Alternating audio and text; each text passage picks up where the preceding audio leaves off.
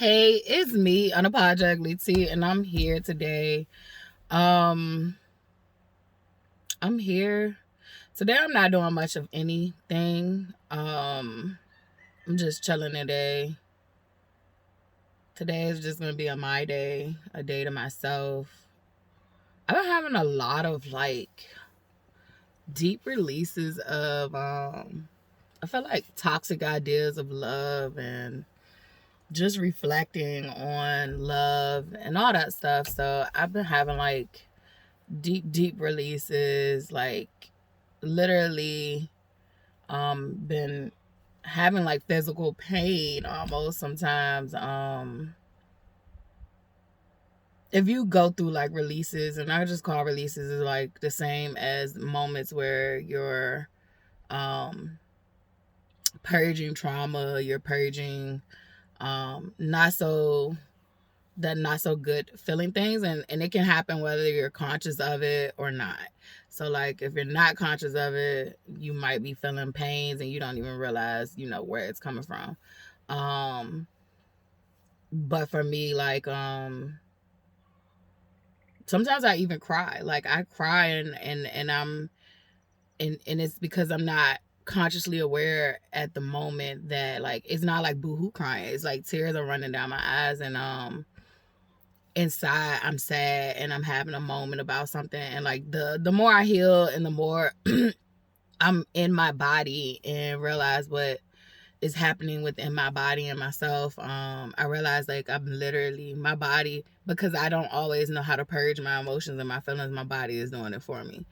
And so acknowledging that and sitting with that can feel uncomfortable. It can hurt physically and emotionally, and but it's every time I do it, I get stronger, and I'm able to do it with a lot more grace, kindness, and patience, and compassion for myself.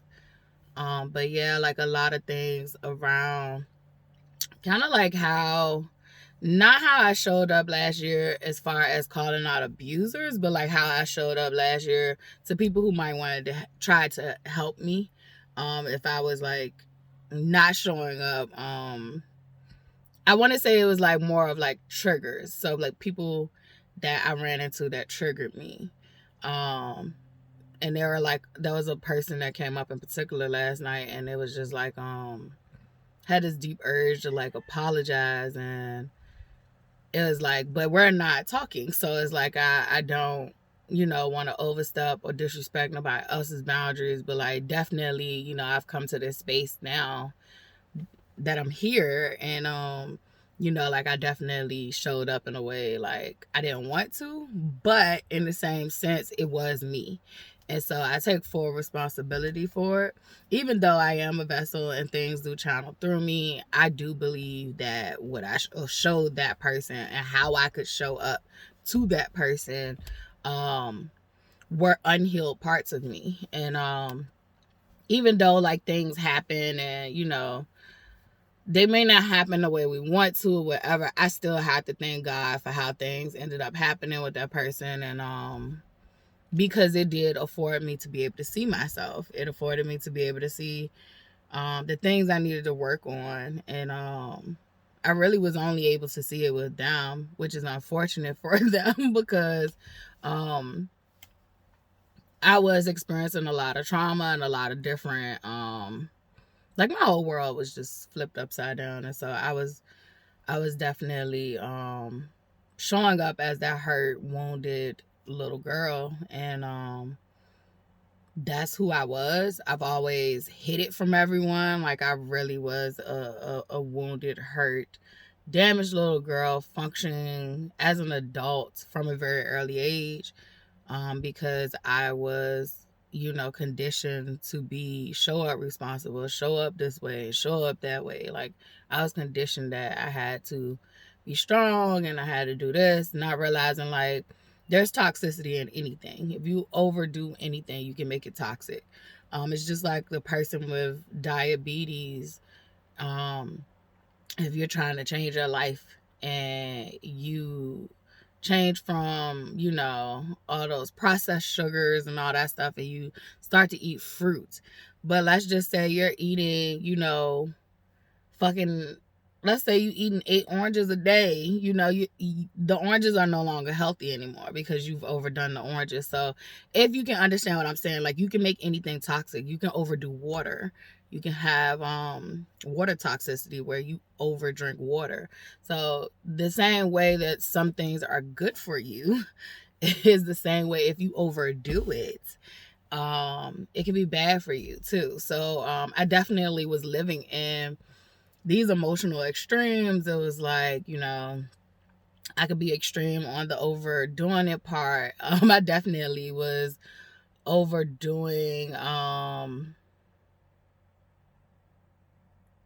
I feel like I needed my needs met, and I was being very manipulative on how to try to get my needs met. And I stated that, like, I feel like everything that was a flaw for me, I have stated, and literally, like, God already know what was flawed about me and what I needed to work on. And I still have plenty of flaws to work on, but the ones that were extremely out of whack. But it's funny because I was aware of all the things that were out of whack. However, I wasn't always able to verbalize that. But last year when I started these videos, I definitely verbalized the things that was not right about me. And one of them was I can be manipulative when I can't get my needs met. And if you're a people pleaser, most of the time you're not getting your needs met. So you have to maneuver in ways where you can try to outsmart the abusers to meet your needs. And so in turn, you end up being manipulative in a sense. Even if it's not as dangerous as the abusers, it's still manipulation and it's still toxic. I now know that I don't want to be in relationship with anyone, and this is like platonic friendship, any of those things, if I can't come out and say what I need, what I'm experiencing. And I'm learning that it's not that I necessarily lack safe spaces. Is that I wasn't always used to safe spaces. So, you know, like, I don't always feel safe, even if it is a safe space.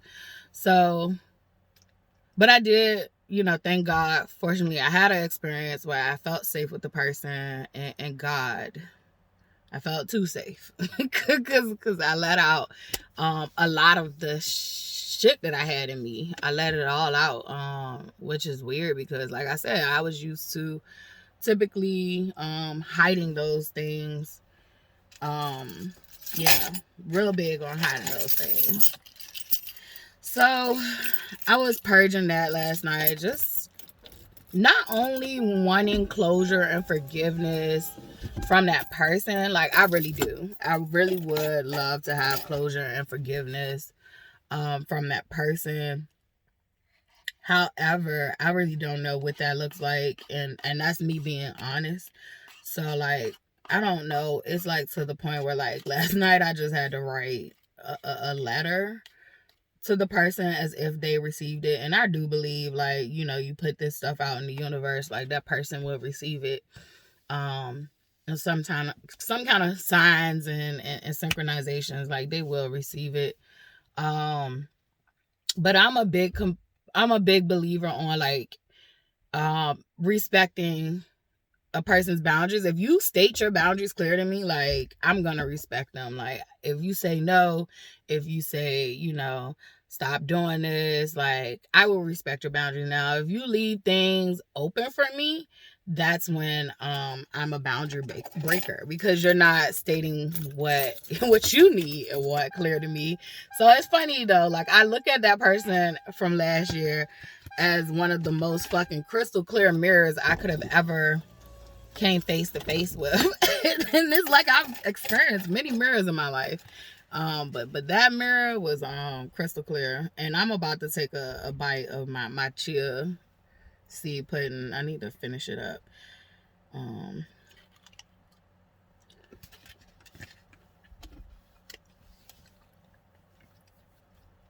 So I'll probably be eating on and off. I'm sorry, during this video. I hope you're still able to pick it up. What you need to pick up from this, from my own experience. So But yeah, that person was like a crystal clear mirror. Um, just big disconnect in communication and all that stuff. Like, it was just like, I got to see a lot of like where I go wrong in life. If I was to even show people who I truly was. Back then I used to hide it. So I used to hide the parts of me that showed up to that person. I used to hide it. And I only would let it show with people that I felt like had just as bad problems that I did. I don't know how the hell. I just look at like last year as in like God afforded me an opportunity to just be. And God is still affording me the opportunity to just be. So what you see is what you get. And um and so last year God was affording me an opportunity to just be. I was getting out a lot of toxicity that did not align with what I wanted in life. It was pretty much what, how I was functioning when I was too self. Or when I was in interpersonal connections that felt safe enough for me to unleash that toxic behavior. So I don't know. I have a respect for that aspect and that part, that version of me last year, but I also wanted to like apologize to the person, but still respect boundaries. And so like I just literally wrote a letter, prayed, did heavy prayer because it definitely like was a lot of pain coming up from that. Lots of pain. I just felt like last year, like I was a scared, hurt little girl, and I had to be brave, and I had to tell things that I was told for years didn't happen, even though they happened to me. And it's bigger than just the sexual abuse, like just being physically abused, period, and severely mentally abused. um we talk about society brainwashing us and all that stuff, but so that's true. Society does brainwash us, and then we turn around and brainwash our kids. And so not only am I now working on nurturing and healing me, I'm working on nurturing and healing how I affected my own child. And so that's been beautiful, and we can segue into that. That's been painful as well, but it's been beautiful. We get to have beautiful moments now. We've always had a special bond. Like, we had a special bond from jump. But I feel like now we're afforded a certain amount of healthiness that wasn't always there. I can break the cycle of, invalidating your children's feelings out of my family lineage with how I show up with my child. And it's been beautiful validating her experiences and her feelings, and even getting her to the point of like coming to terms with certain stuff. Like, we are able to, laugh and joke and play with each other again. I really feel like the trip to Texas like helped open a door for that. Just spending a lot of that time together in the car, and in the rooms, and just like it was a dope experience, and it opened up a door of us reconnecting, and we have been working on and building that bond ever since. Cause literally when all this stuff first happened, like I just felt like we loved each other, of course, but like we were repelling each other. Like, it was like she had lost respect for me. And I definitely think a lot of it came from me staying in that relationship. Like, I remember I used to tell her, like, I promise I'm gonna leave, but I don't want to leave prematurely and then we come back. Like, I thought that would have damaged her even fucking more. So I was like, and it would have fucked my psyche up even more. So I always felt like, when I'm done, I'm done. And I wanted to get to that point where like I was done. And so I think, like once we did finally leave, there was a safeness in her taking out her frustrations, and I was the one to receive all of it. Like, she couldn't take it out completely, on him because he wasn't in the picture. So, she's always had this weird dynamic with her father where she never really told him exactly how she felt. So her biological father. And so it just was like, I guess I was the target that was closest by, and like, yeah, I did wrong, but I didn't do all of it. Like I can't take ownership for every last single thing that transpired. I could take responsibility that, like, I did choose her father, but I can't take responsibility for her father not being a father. I can choose that, I was in an abusive relationship. I mean, I can take accountability that I was in an abusive relationship, which in turn means she was in an abusive relationship. And I can take accountability for that, but I can't take accountability for any actions that transpired, between her and her stepfather, basically. Like, I can take accountability for I should have protected her. Far as not having her in that situation, like, I can take responsibility and accountability for that, but I'm not owning other people's actions anymore. I can only own Latifah's actions. And so from this, moment forward, like, just learning grace for myself and being patient with myself. I've always said, like, every day is a day-to-day thing. And for me, it's just like every day showing up no matter what, no matter how the day looks. Like, today is a very I don't feel like a day. It's like, I don't feel like a day. I'll probably chill today, clean. I probably do some of these poems. I have some old poems that I have not posted. Some of them I want to redo. Some of them I just need to post. So I might get to that. I might not. I got a whole nother, YouTube channel and a whole nother Instagram page that I keep saying I'm gonna get to, and I have not gotten to that. So, like, today is just a day that I actively say, if nothing gets done, everything is still done. So today is just caring for myself, like eating breakfast. And I started making chia seed pudding for breakfast. And I eat it with fruit. Charlotte also made some compote yesterday, so we're gonna see how that go.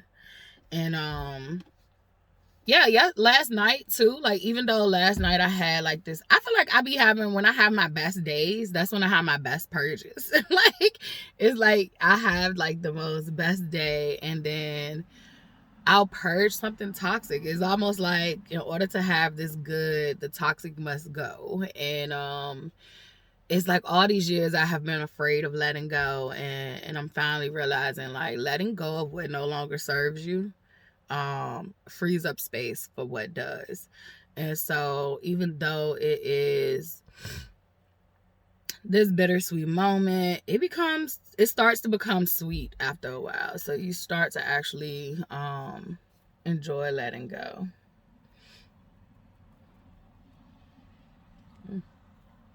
So yeah, yesterday was a good day. Yesterday I went and took me a walk, got out here in nature. I haven't been for a walk in a little bit. It's been a little bit. It's been a little bit.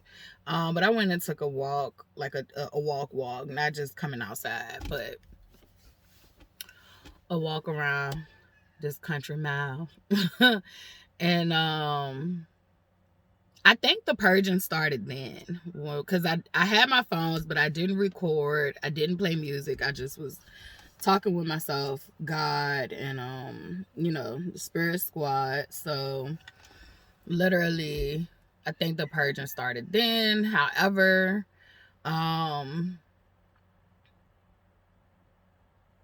Charlotte had woke up that morning. She actually had asked for it the day before too. She was like, I really want some of your spaghetti. We haven't had it in a long time, and we hadn't had it in a long time for all the right reasons. Like, look, Spaghetti was a go-to meal. We probably ate it at least once a week in that house because it was an easy meal to cook. And if I had to cook, I was gonna try to do the easiest shit like that. My brain could be on autopilot and it still tastes bomb as I don't know what. So spaghetti was one. And I grew to dislike spaghetti. The same way I have a disdain for cooking, like I grew to dislike spaghetti. I don't care who cooked it. I had a growing thing to dislike it.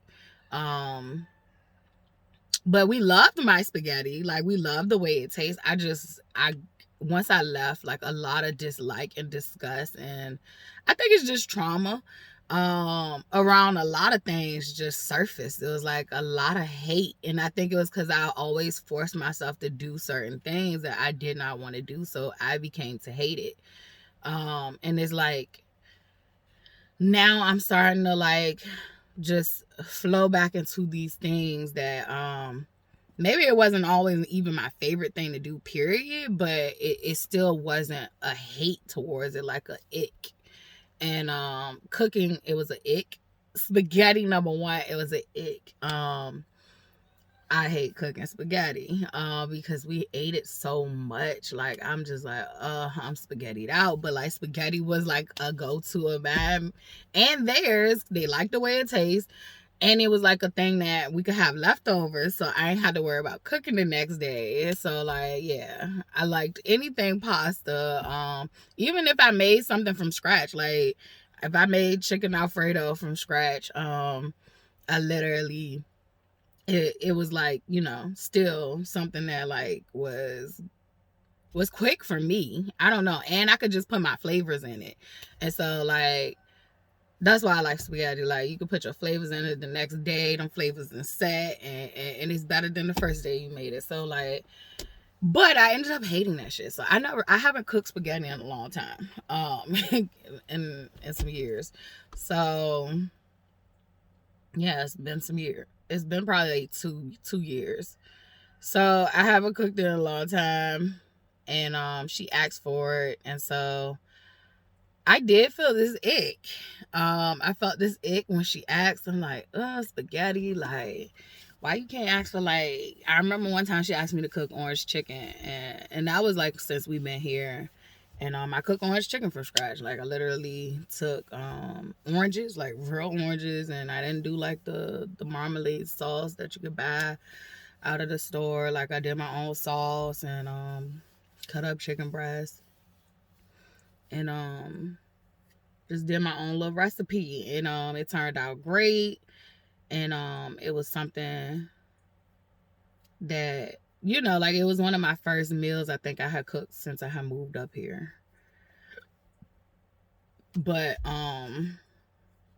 so I do know how to cook, and I think a lot of people might hear me say like I hate cooking, I need a husband that cook, and I mean that. Like, I do need a husband that cook, because Lord, even though I don't hate cooking as much when this first started, like, it's still not my thing. Like, I just be like, yay, I'm gonna go cook in that kitchen all the time. Like, now, I do have my moments where it's like, yeah, I want to go fix something. I saw it online, and I want to, you know, like, I watch cooking shows and stuff like that, so I want to bring it to here. Like I see it, I want to bring it here. So like I will have those moments,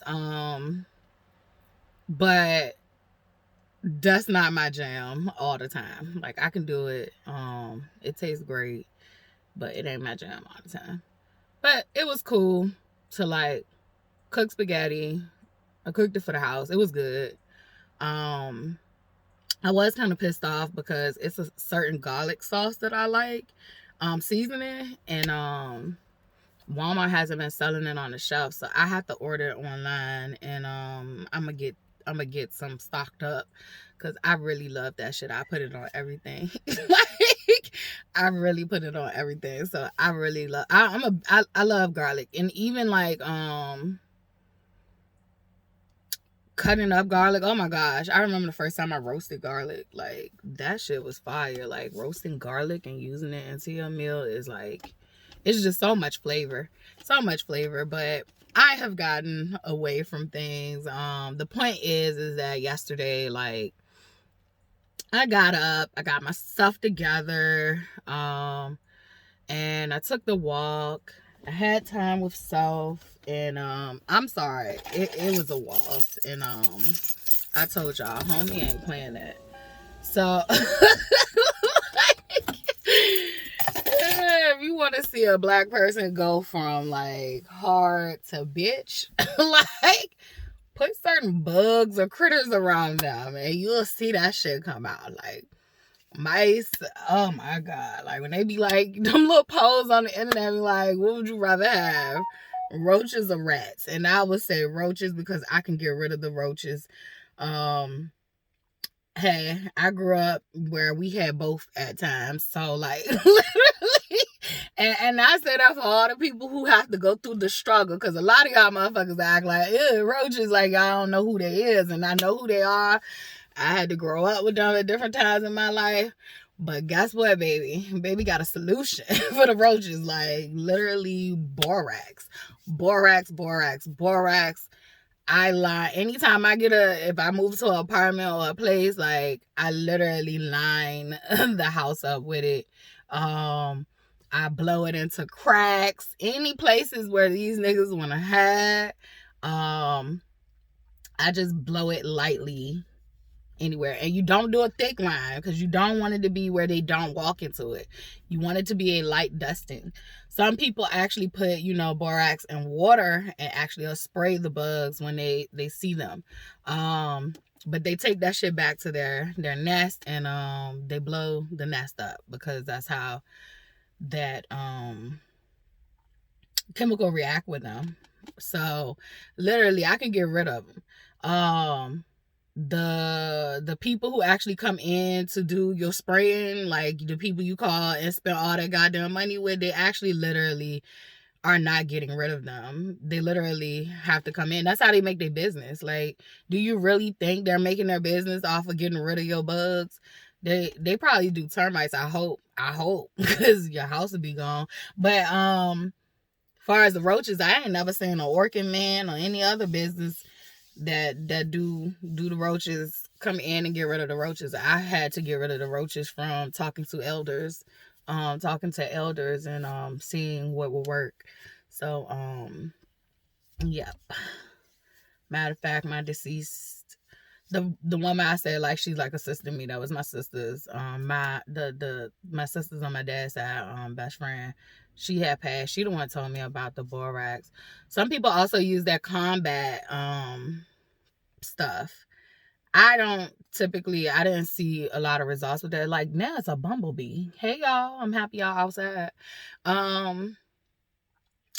But yeah, typically I didn't see results with that. But I did see results with that borax. Then I met another older lady who she had moved into my building and she was from the projects and she was like, yeah, I use borax because we started having like bug issues all of a sudden, and I was like, I don't know what's going on. But I think what ended up happening was when she moved in, I think the girl downstairs had problems, and I think they loved her house, and I think when she moved in, she was using the borax, so the borax is gonna make them move. Like they're gonna stop nesting where she at, so they're gonna move. So then I think they moved to her home and then tried to come to my home, and I'm just like, this is a problem. And they sent like pest control in there, and I had already laid borax down. Like we had cleansed the house and laid borax down when we moved there, so like I hadn't had no bug problems because we had already saw that like. We had saw signs that there were bugs in that house, like roaches in that house. So we had laid our shit down, but we noticed it got worse. So I think she had laid some down and like it just causes like, so if you are in an apartment building, it is good to work with your neighbors with the borax because you can literally, instead of just pushing them from apartment to apartment, all of y'all can set it and you literally get them to get the fuck. So, yeah. But when it comes to the rodents, I'm a bitch. I'm a bitch. I'm a bitch. I'm a bitch. I don't have a solution. I don't want to pick up no dead bodies. Like, so even if you say, well, you can, kill them with traps, and I don't want to see Mickey on a trap. I don't want to see Mickey on a trap. And then I think I just had this fear of them because, like, as a little kid, like I said, we have both. Because when you're living in these units, like, you can't control what people are doing that is attracting these pests. So we had both. And the lady next door, like, she kept her house terrible. And so one of these rodents had babies. And I remember when I was younger, like, coming down the steps and going in the kitchen and it's dark, and I stepped on a baby mice and it was naked. It didn't have no hair. It was fucking pink-ish, and it scared the death out of me. Like, I just let out a blood curdling scream because I wasn't expecting to step on something that felt like that. It was like really squishy, and I was just like, and then the mama was there. Like, it was crazy. It was a crazy time, and I don't think I ever recovered. We want to talk about trauma. I don't think I ever recovered. I did not like rodents ever since that. I don't like roaches either, but I can kill them. So, but those things, and then we used to have to lay traps, so they did stop coming to our house, but we still would see them around the neighborhood a little bit, until she fucking moved. She was housing them. It's crazy. It's crazy how that shit worked though. Like, cleanliness is next to godliness. I ain't saying you got to be perfect because I'm not there. Like, I'm not there where the house is gonna be like the most pristine thing ever, unless we call in a maid. But I do know how to clean, and that's one of the things too. Like today, I'd already cleaned.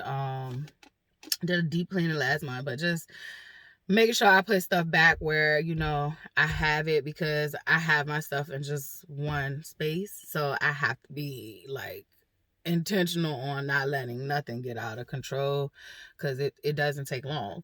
So putting stuff back where it goes. So like, I'm about to just tidy up my little area, my living quarters, and just be intentional so that I don't have to do deep cleanings too much.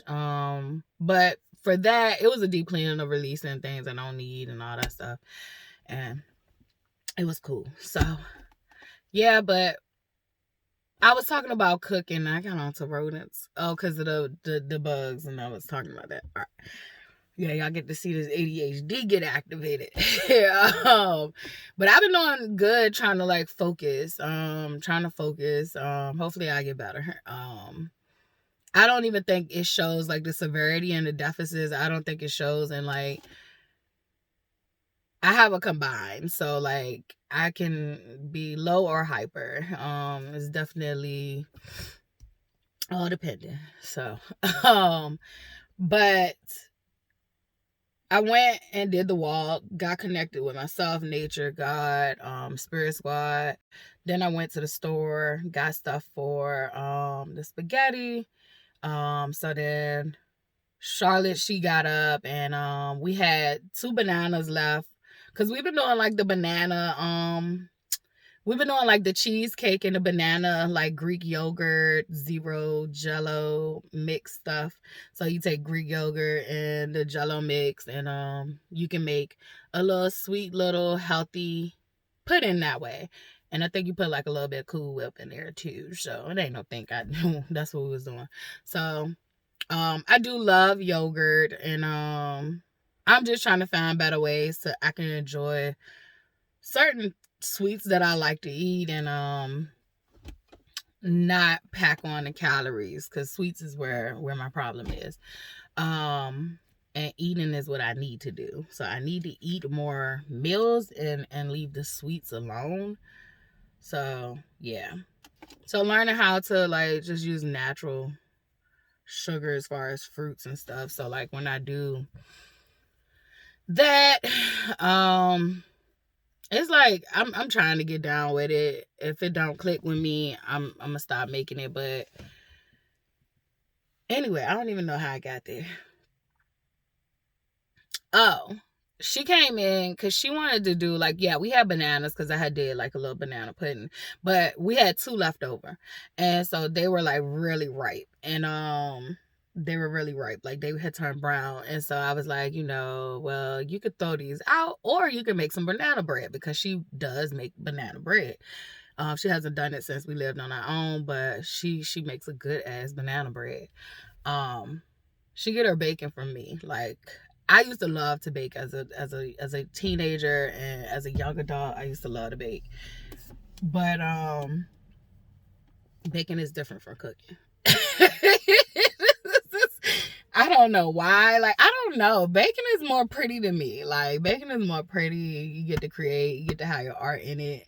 And it's like a science. Like, baking, you got to do that recipe. Cooking, you could cook with love, and like, you don't have to have a recipe. Like, you can add a little bit of this, and you know how much of this to go in there.